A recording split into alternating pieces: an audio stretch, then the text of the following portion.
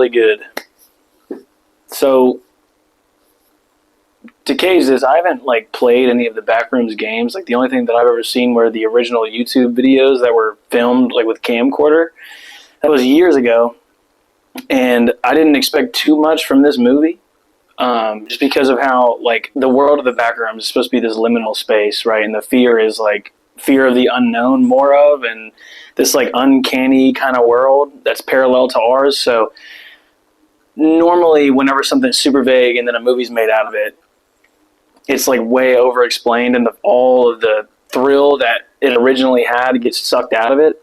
They did not do that with this movie.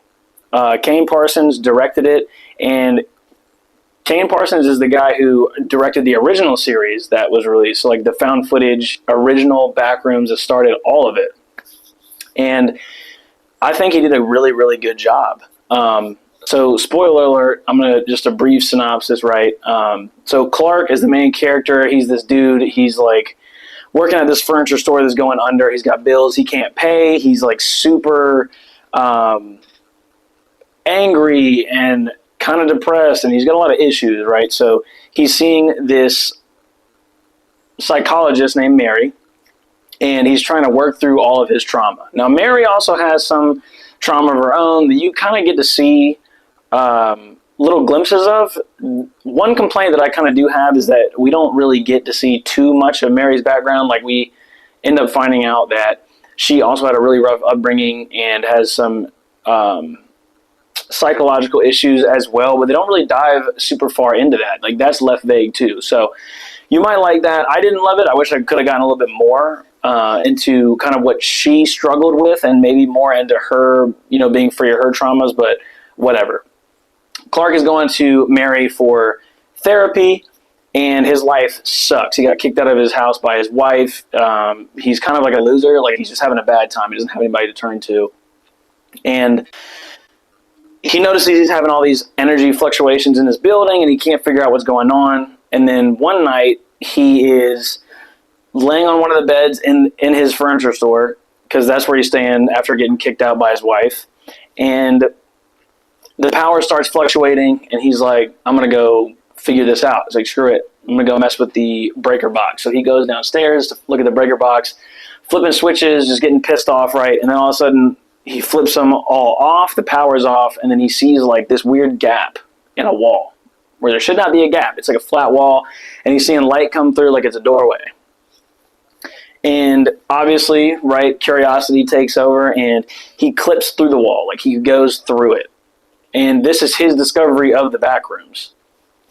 And he starts studying it. So he starts delving deeper into it and mapping it out. He gets two of his subordinates, people that work for him, to go in with him, and they start documenting. So we get to see some of the found footage, camcorder recorded video like we're used to from the original series, and it's really cool. It's very creepy. The Backrooms are super uncanny, right? And then the deeper you go, the weirder everything gets. Again, I love it. They left it vague. They didn't over-explain. Actually, the explanation that they give for the Backrooms is like, so imagine you went to someone who's never seen a dog, and then you explained to them what a dog looked like and had them draw the dog. And I would take it a little bit further. Each level is like the person who'd never seen a dog before and drew it, then they go with their garbage drawing and then explain it to somebody else and try to have them explain it to somebody else. And it just keeps going like a game of telephone. And each time it's explained, right, the interpretation just gets worse and worse and more far away from the originals. That's the Backroom. So the deeper you go, right, the more uncanny things get.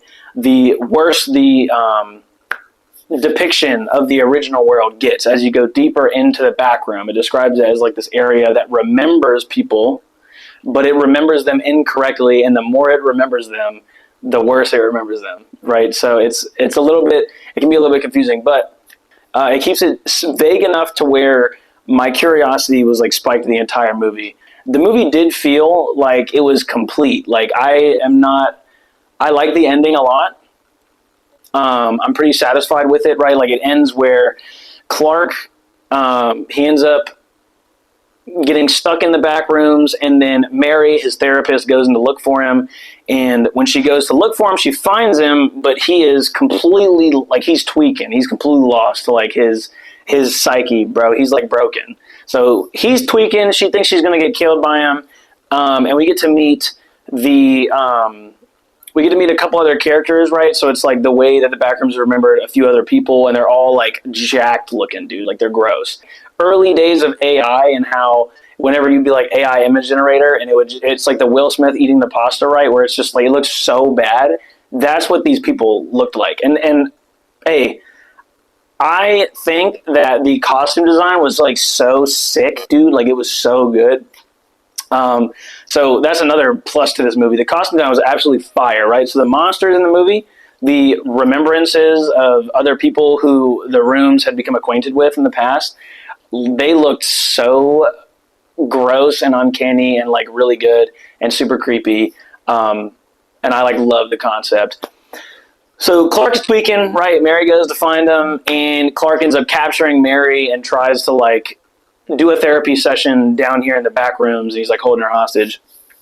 She ended up convincing him to let her go, where, you know, she's trying to like leave, right? So Clark's doppelganger, the way the Backrooms remember him, is like this giant, like monstrous version of himself. It chases Mary.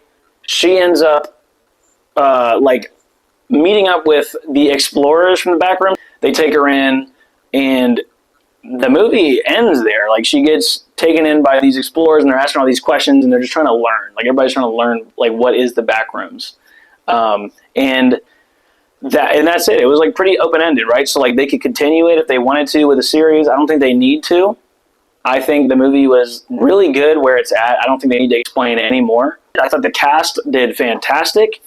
I thought the set design was insanely good and like super stress inducing for the movie. The soundtrack was fantastic, and the costume design was like absolute. It was gas. It was really good.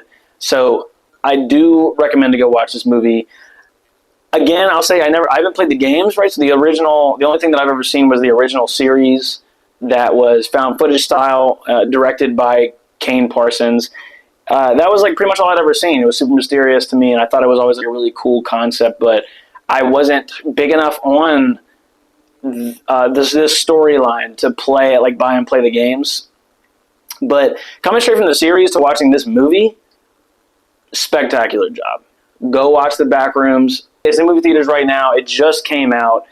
You will enjoy it. Even if you're not a big fan of the Backrooms, I think you'll enjoy it if you're just a fan of horror in general. And especially if like liminal spaces or really uncanny kind of things make you tweak out a little bit and stress you out, I think this is going to be a really good ride for you. So go watch the movie. And yeah, that's it. That's all I got. I'm going to see you on the next one. Peace.